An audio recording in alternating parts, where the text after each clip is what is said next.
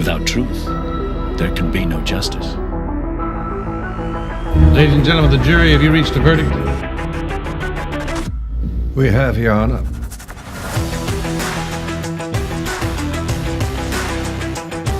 Speak out. Ask those questions. Demand that truth.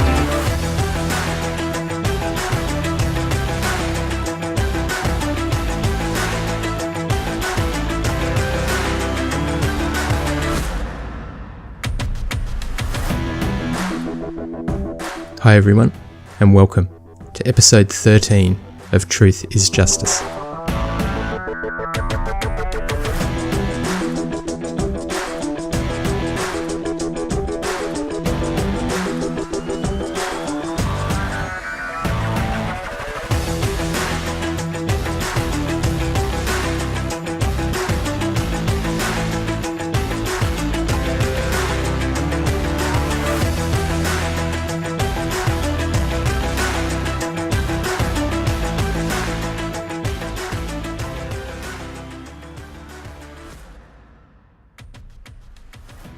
Confirmation bias.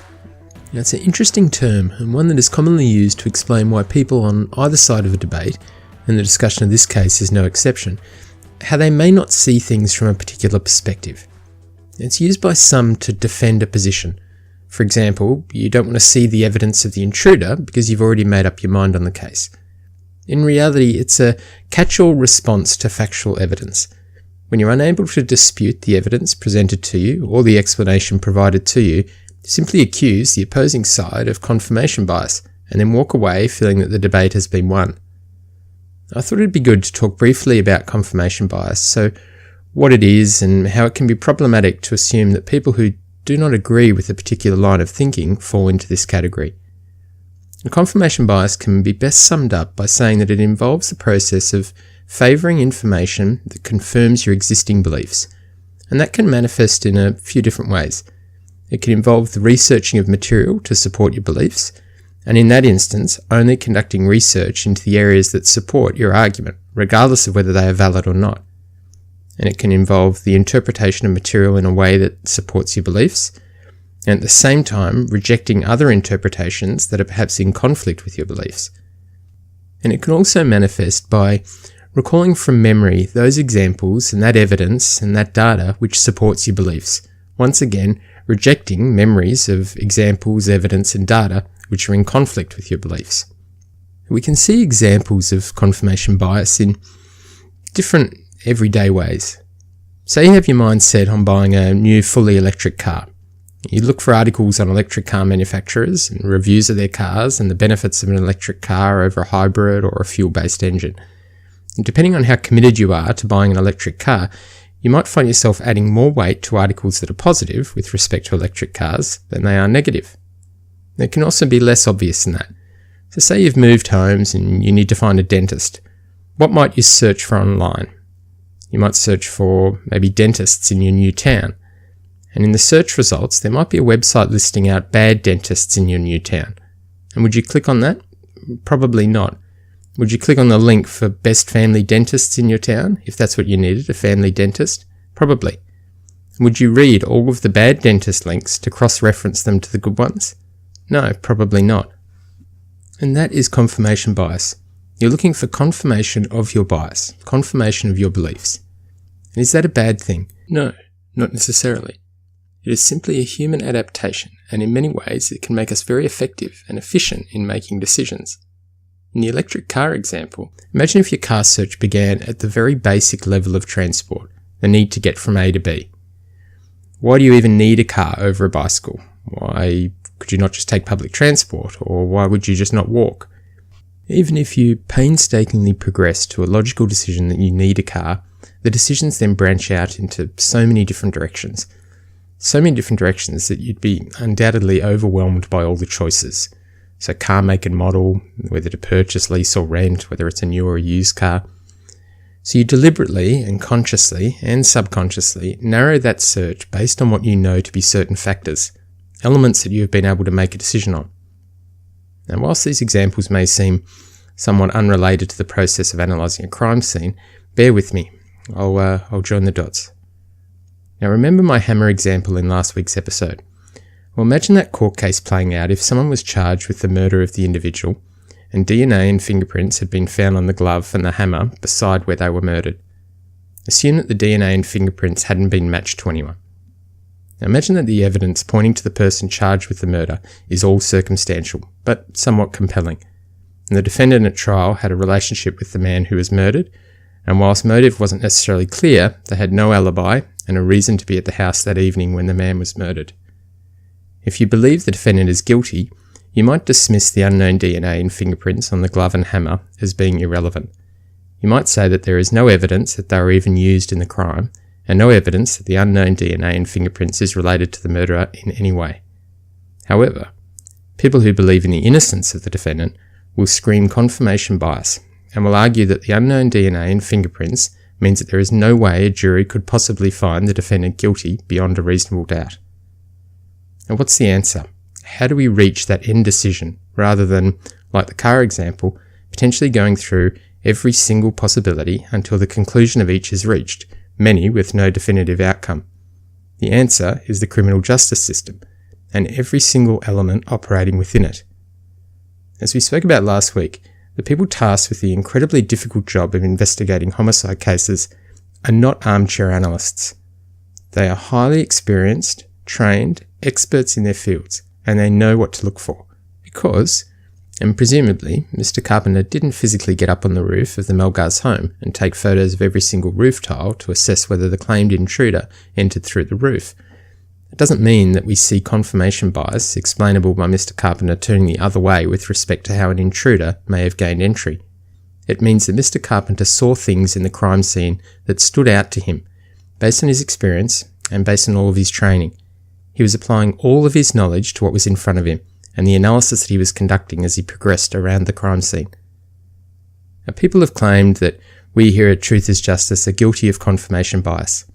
And that's a curious accusation, because almost exclusively we have been correcting misleading statements. I do, on occasion, offer my personal opinion on different aspects, and usually when I do so in a way to balance an argument that I think is fraught with difficulties.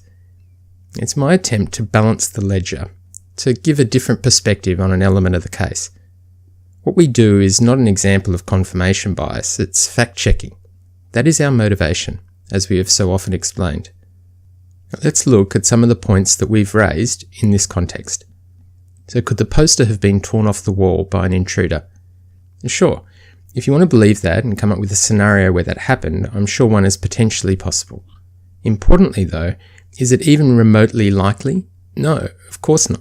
Not at all, and we demonstrated to you the reasons why. Did panicked and rushed intruders leave through the garage carrying large and very heavy items, supposedly along with at least one other knife, manoeuvring through a cluttered garage without causing any visual disturbance, significant or otherwise, and stepping over bags of stacked leaves without so much as nudging them? And once again, if you want to come up with a scenario where that is possible, then I'm absolutely sure you could. But is it at all likely under those circumstances? Again, no, it's not even remotely plausible. And this is what we see with so many different elements of this case. We see scenarios created that, whilst physically possible, are highly unlikely. And as soon as you add those two items together, the probability of them happening becomes even less likely.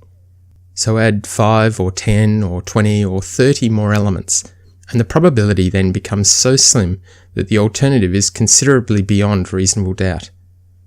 And that is not the application of confirmation bias resulting in the conviction of a murderer.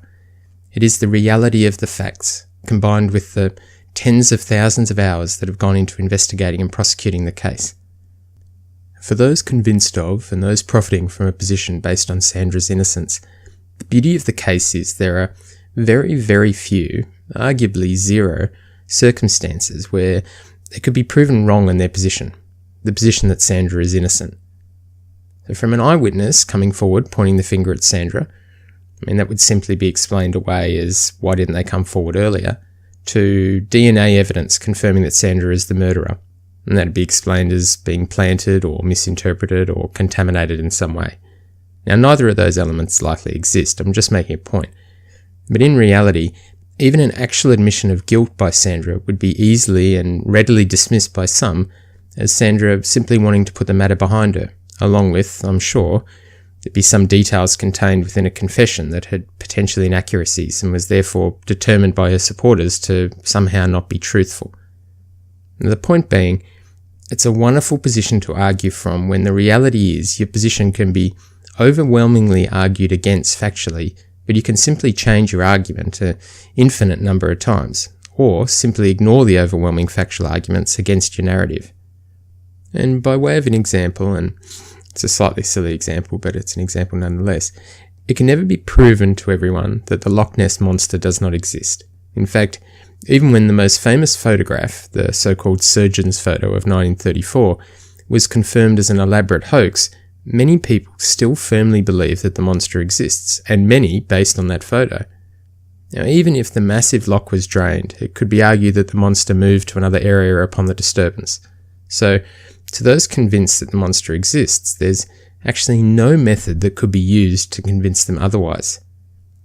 And that is where the justice system and the legal processes entrenched within it are so crucially important. The system allows the consideration of a matter from a point where it's virtually impossible to determine someone's guilt when you have endless possibilities in front of you, like with the Carr decision, and then takes it through centuries of development to a point where only the most relevant elements are considered and presented. Every aspect of it, from the importance of the role of respective legal counsels during trial to the relevance of sometimes difficult to understand rules of evidence to the role of the jury.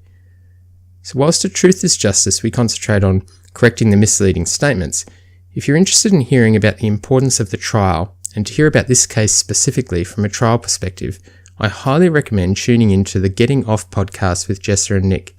It makes for very interesting listening and provides you with another angle through which to consider this case.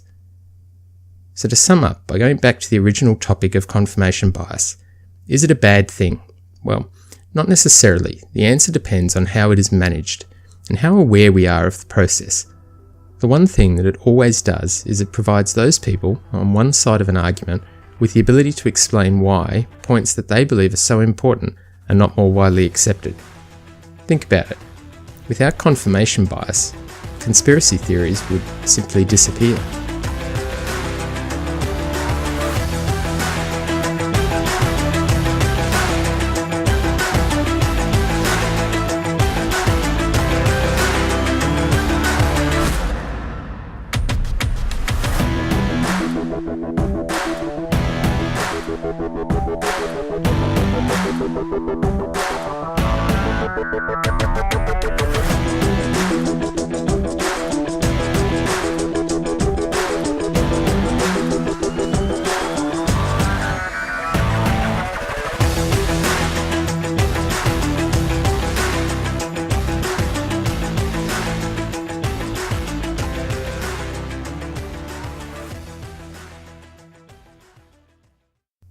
At the end of last week's episode, we highlighted how Bob had suggested that his work over the first several weeks of this case had brought to light several areas of the crime scene that, in Bob's view, are clear indicators of a burglary.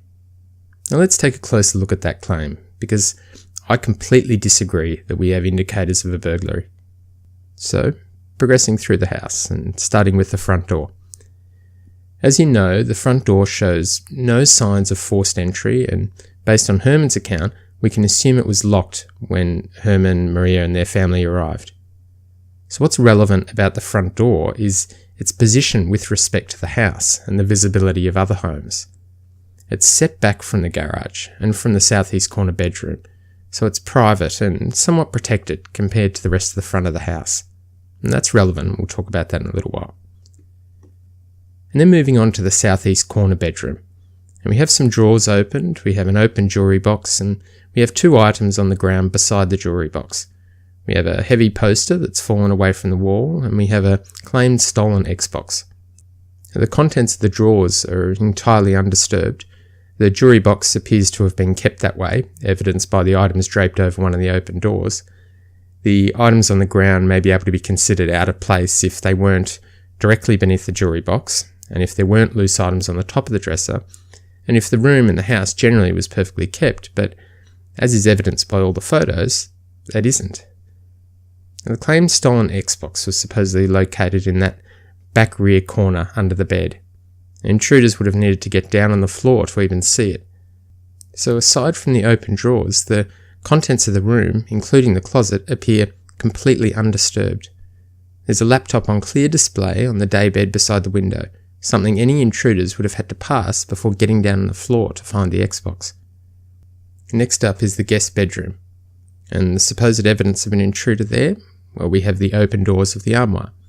Nothing's disturbed inside the armoire. In fact, nothing at all appears disturbed inside the room or the closet. And what appears to be a tabletop is leaning against the legs of an ironing board, with the suggestion that it was likely leaning against the armoire at some point and the intruders moved it to gain access. And whilst that's something that of course can't be disproven, it appears highly unlikely because the iron and the spray bottle are standing upright on the ironing board, apparently undisturbed by a heavy tabletop being pushed aside and landing on the ironing board's legs. Now, of note here is a suggestion that the armoire was likely targeted because it appeared to be something that contained, as Bob describes, all sorts of treasures, as a result of its timber design. And again, that's relevant, we'll talk about it in a minute. And next is the study. Now, it's not suggested that the intruders entered into this room. There's various narratives about them having been disturbed.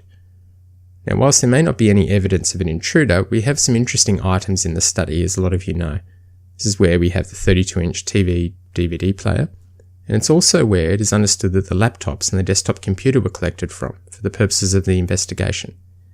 If you get a chance to have a look at the photos of the desk in the study.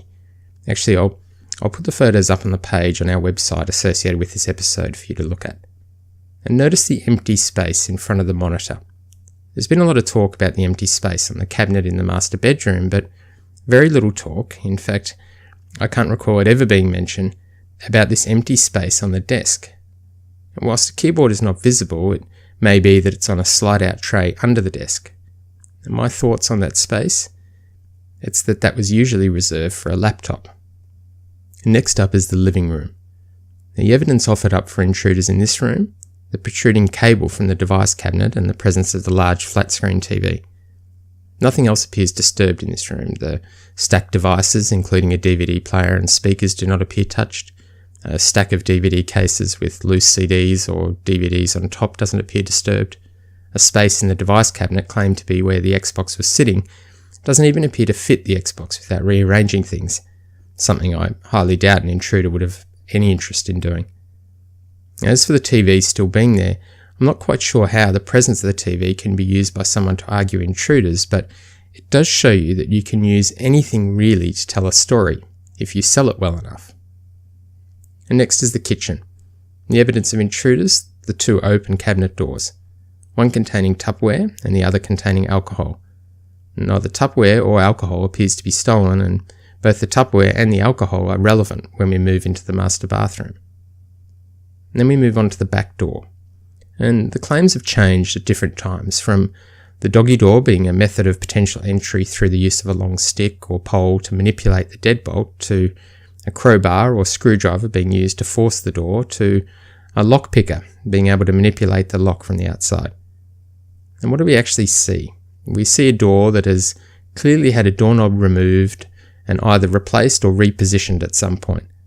Note here that Jim was somewhat of a handyman and liked to undertake repairs to both his house and the rental properties himself. The door itself and the door hardware also appears to be quite well used and not recently painted or cleaned. The outside of the door is different though. It's in good condition with very few marks and no signs of forced entry. It's also clear from the outside of the door that the doorknob has been removed and either replaced or repositioned at some point. Now, as for marks from screwdrivers or crowbars on the outside of the door, like we've told you before, there simply aren't any. There's nothing. The doggy door claims, well, even if you were patient and calm enough to manoeuvre a long stick or pole through the doggy door to manipulate the deadbolt whilst 4 barking dogs were alerting your presence to not only the occupants of the home but to nearby neighbours, you'd still have to deal with the lock on the actual doorknob. And that is where the lock-picking explanation presented itself. The claimed evidence of the lock-picking, that the keyhole on the outside of the door is horizontal rather than vertical. Now, whilst I have some interest in the art of lockpicking, I'm definitely not an expert, and I defer to those highly skilled in that area, but a more straightforward explanation for me than a keyhole jamming in the horizontal position after a supposed lockpicking attempt is that Jim reinstalled the round doorknob at a 90-degree angle. So perhaps the screw holes were worn and would no longer hold the doorknob securely, so Jim simply turned the knob 90 degrees to the left. Evidence of that? Well, the screw visible on the internal doorknob being at the top of the knob. Now, in my experience, and of course there'll be plenty of examples where this isn't the case, but in my experience, and I've replaced my share of doorknobs, normally the screws have been at the side of the doorknob. And why is it that way? Well, perhaps it's because that's more visually appealing that way, especially if there isn't a cover plate to cover the screws, which is the case in this instance. Now, is that 100% the definite explanation? No, of course not. But does it fit with all of the evidence in a reasonable, practical, and mostly simple way, and avoid needing wild, extravagant stories of sticks, poles, lockpickers amongst 4 barking dogs? Yes, completely. And then we move to the dining room. Now, there's no evidence of an intruder here either, but we do have a glassware cabinet that is closed and appears completely undisturbed. And then we move on to the laundry. And there's no evidence of intruders there, and so we move on to the garage. Now, what's the claimed evidence of intruders being in the garage? Well, we have a backpack containing the Xbox and a game and some jewelry. And we also have the open garage door. The backpack is interesting. So for those suggesting it is an intruder, think briefly about the process. It's suggested that the intruders systematically search through the home, beginning with the southeast corner bedroom, yet they've begun searching for valuables without having anything to actually collect the valuables in. And how do we know that? Well, the backpack found with the Xbox is Liz's old school backpack, so it was in the home. Now, where in the home? Well, of course we don't know for sure, but it may have been in Liz's bedroom or in her closet, which is the southeast corner bedroom. Now, it strikes me as unusual that a backpack taken from one room would remain empty until making it to the living room where the Xbox was supposedly stolen from. Yet, it contained a game, Gears of War, that Liz last claimed was played in her bedroom. So the order is confusing again. The backpack is taken, perhaps from Liz's bedroom, the game is taken from there, and so is the claimed stolen white Xbox. But the game itself isn't placed with the claimed stolen Xbox. It's placed in the empty backpack, whilst the Xbox is placed in some other bag. And sure, you can make it all work if you apply enough lateral thinking, but like with so many aspects of this case, for it to fit, it requires some very unusual events to have taken place. Now, the open garage door, well, for me that would be a highly unusual choice for panicked intruders to exit from. Not only is there no clear path to outside, you also have to manoeuvre around a very busy garage complete with blocked exit. As I've said previously, even if the other door was opened, it isn't a clear exit. There's very little space around the car, especially if you're carrying the heavy power tools. Notably, they're from the side of the garage where the open door is. You're also carrying a TV, a DVD player, a guitar, at least one knife. It's just incredibly unusual, especially given the visibility of the garage door to the neighbours. The garage extends well beyond the front of the house, and it's in clear view of the neighbours' side windows. Now, evidence of intruders? No, I think it's evidence of a garage door opened to manipulate Sandra's discovery. And then the master bathroom. And the evidence of an intruder there, well, we have the open jewellery box with empty compartments, and of course we have the items in the jacuzzi, the knife, the blouse and the towels. Now, the state of the jewellery box may be relevant, again, if the general state of the house was different. But it also doesn't represent a difficult thing to stage if necessary. Small items of jewellery could easily be spread across the pockets of different clothes or sections of bags and other bags spread throughout the house. If you were conscious of them being discovered, they could easily just be flushed down the toilet or pushed down the drain. And the items in the jacuzzi, well, that'll be a subject of greater discussion in a coming episode, but to on the one hand argue that multiple knives were used, yet only one was thrown in the jacuzzi, seems like a strange argument. To suggest that the female intruder wore a burgundy sweater yet took off a white blouse also seems strange. And to suggest that the murder triggered panic amongst the intruders, yet the knife was left out of the jacuzzi for long enough to allow some drying of the blood seems strange. I don't think we see evidence of intruders. I actually think this is the first room in the house where we see signs of the crime scene potentially being staged. The master bathroom closet is next, and what evidence do we see there? Well, we see a section of shelving that is empty with a bag on the floor and a box on the dresser. We don't see a search-through closet. In fact, what we do see is a small ornate timber box sitting on top of the dresser, directly below the space on the shelves, which has not been disturbed at all. So on the one hand, an armoire is described as being attractive to the intruders as potentially containing all sorts of treasures, yet an obvious ornate box on top of a dresser is just completely disregarded. And that leaves us with the master bedroom that we covered last week, so I won't go over that much again, other than to say, in my view, it has further signs of a staged crime scene. So to return to the first point, which was Bob's claim of finding clear indicators of a burglary, I think the evidence just simply doesn't support that. It doesn't support a burglary at all.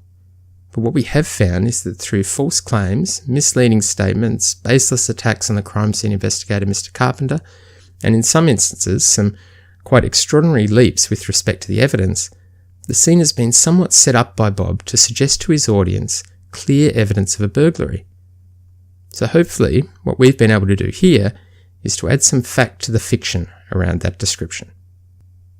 To continue now with the master bedroom closet and the area immediately outside it. The first items described are the dining chair with a blue striped blanket noted as lying across the seat of the chair, and a stool. The position of these is noted as being in the master bedroom at the entrance to the master bedroom closet. Bob begins with the dining chair, and specifically with the blood drops. And this is where we see quite an extraordinary layperson insight suggested by Bob with respect to the blood pattern, and it continues for many weeks. In fact, the discussion with respect to blood drops is still continuing.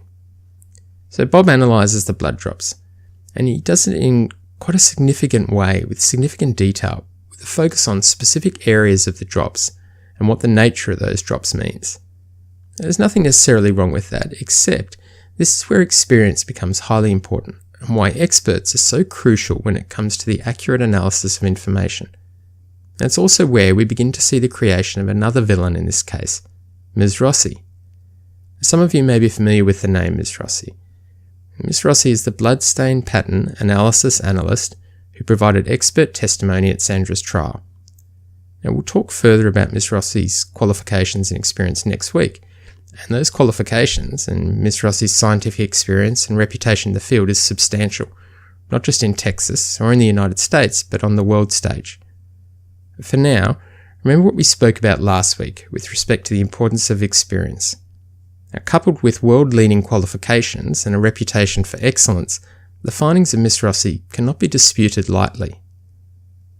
And Bob then moves on to the internal closet. And what we learn from that part of the report is the size of the closet. It was very small. With interior dimensions of 8 feet or 2.4 metres east to west by 4 feet or 1.2 metres north to south. So to put this in context, Jim was found in a slumped position against the back wall of the closet, and his feet were protruding from the closet door. There's very little space in there. So why is the size of the closet relevant, and why is it something that you actually hear very little about? Because as we discuss in the coming weeks, the suggestion is that at least 2 people were in that closet with Jim, fighting him with multiple knives and possibly a blunt force instrument. So of course you're not going to hear about how small the closet actually is.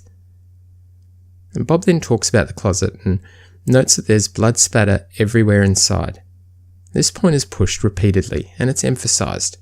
And it's done deliberately because a short time later Bob talks about the safe. He describes it as being all the way to the left of the closet door. And remember, this is a very small closet, so a description such as that is not necessarily painting an accurate picture. And then, interestingly, here, just moments after talking about blood spatter being absolutely everywhere in the closet, Bob notes that the area around the safe is somewhat free of blood spatter. Now, this description along with the suggested location of the safe as being far away from anything, is important, because it fits in with a narrative built around the blood on the safe handle. Bob then highlights the position of the gun, and notes that the gun was positioned on the shelf above Jim's head as he passed away. Now, whilst that is where the gun was found when Jim was discovered the following day, again, we have no idea whether it is where the gun actually was during Jim's murder. It would take very little to move the gun. It certainly wouldn't take criminal sophistication. There is then a lengthy discussion of the red rope that was found around Jim's body. Now, most of you are likely familiar with the rope, as it's been the centre of many significant discussions with respect to this aspect of the case. Now, predictably, what Bob does here is to suggest that Mr. Carpenter was describing a situation where Sandra wrapped the rope around Jim after his death. Now, he does that by picking up on two specific words used by Mr. Carpenter, the words draped and tucked. Now, I won't dwell on that too much for now, as you're all very aware of how those statements are designed to attack those closest to the case, but are done almost entirely without merit, and this instance is exactly the same. Now, what Bob does effectively describe is a situation where the rope would not have been able to be applied to Jim after his death, which I agree with. And I think the rope here is very important in informing us about what happened during those final moments of Jim's life in the closet. And then Bob makes an interesting suggestion about the knots, and I'll talk about this in more detail next week. He highlights how he believes that both the knot binding Sandra's wrists and the knot in the red rope around Jim's torso were handcuff knots, and importantly, that they were pre-tied in the materials before arriving at the Melgars' home. And why is that observation important? Because, as I'll explain next week, it makes the application of the binding on Sandra almost impossible. And Bob ends the episode describing his narrative surrounding the way in which Jim was murdered. And we'll leave it there for now, and we'll discuss the problems with that theory next week when we talk more about the closet scene, including the blood spatter. It was important to me this week to cover the issues of confirmation bias and to recap what has been presented in terms of the overall crime scene, for the very important reason that the material we cover commencing next Sunday begins to get uncomfortable for those absolutely convinced of Sandra's innocence, and for those not open to considering all the factual elements of the case. Elements of the case that can really only be disputed through the cries of confirmation bias or by simply turning away and ignoring the truth. If you're not interested in understanding this case from a factual perspective, the material we cover will not be appealing to you. But if you are interested, then we really do look forward to you joining us next week on Truth is Justice as we continue to set the record straight.